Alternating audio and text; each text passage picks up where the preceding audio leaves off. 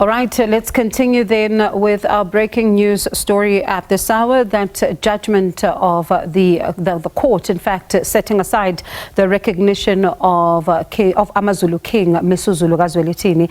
And I do understand right now we're joined by my colleague Mzwandile Mbeje, who is SABC News political editor. Mzwai, certainly a significant judgment at that, but also when one just really looks at it, it forms crux of what was what was argued in court, particularly that meeting of the 14th of May that, some of the applicants were talking about when it comes to the manner in which the king was recognized, that constitution of that particular meeting, and the court also looking at that as well.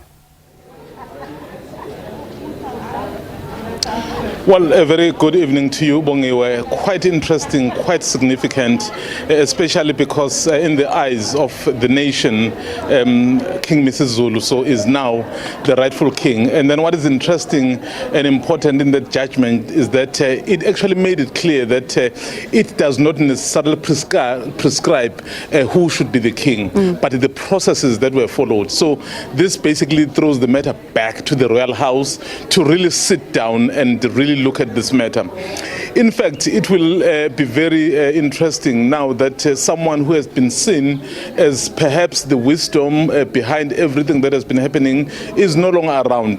Prince Mangosuthu Buthelezi, who coincidentally we happen to be here Bongiwe at his party's policy conference. So it is actually going to be calling on the wisdom of the royal house.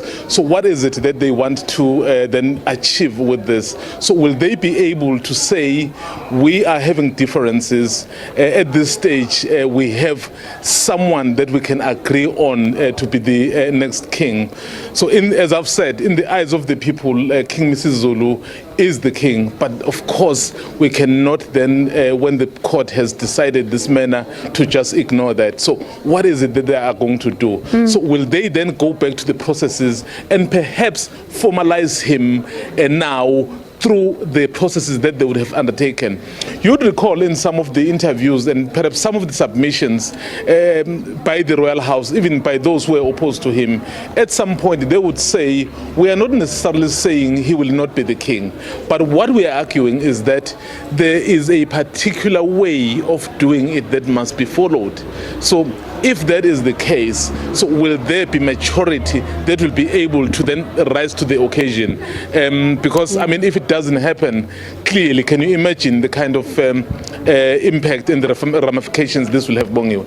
And definitely, I mean, it's a tailspin indeed, Mzwai. And as you say, I mean, some may be able to sit at the table and talk about the processes and talk about this particular matter. But do you think that his brother, who's also challenging him, we've also seen his own legal challenge as well, Prince Simakate, may just also, be among those? Or do we see possibly a legal challenge as well, should the family decide to go back and maybe find a consensus here?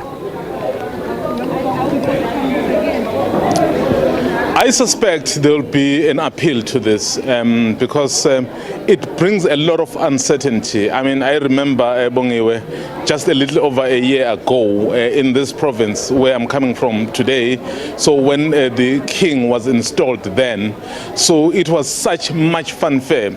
And then we knew then that there already had been a third candidate. You'd recall that when there was a fallout, even within the royal family, it was Prince Magade, King Misuzulu, and then of course the third candidate. So clearly you will now look at the royal house, and then all of those people now, remember, theoretically, Bongiwe, all of the king's children, the sons, are eligible in one shape or form. You'd know if you go back to history. So clearly all of them may have appetite. So now the wisdom of the elders in the royal house is to then sit down, because if they are not able, then you have a possibility where you can witness the real split. And Mzwai, it's also critical then to see who forms part of this should things get to. We know that we're talking about a possible appeal here, but part of the judgment is calling for the investigation, that this committee sit and investigate whether things were done, procedurally correct as part of the customs and culture. It's going to be very interesting to see also who forms part of this, because it may not only necessarily be the people within the AmaZulu royal family only, possibly. Oh yes, but the core, as you know, the core obviously will have to be the royal family. When the difficulty happened, you remember the three brothers of the king that actually addressed the press conference in Sentin, because they were basically saying, so as much as we can talk about the royal family, so we are the brothers of the king, so which means we are the core. So all those will come into play. So the core itself cannot only decide, because besides the core, then you have the extended family. In this instance, it's just that we have not been exposed to exactly who is supposed to have done it.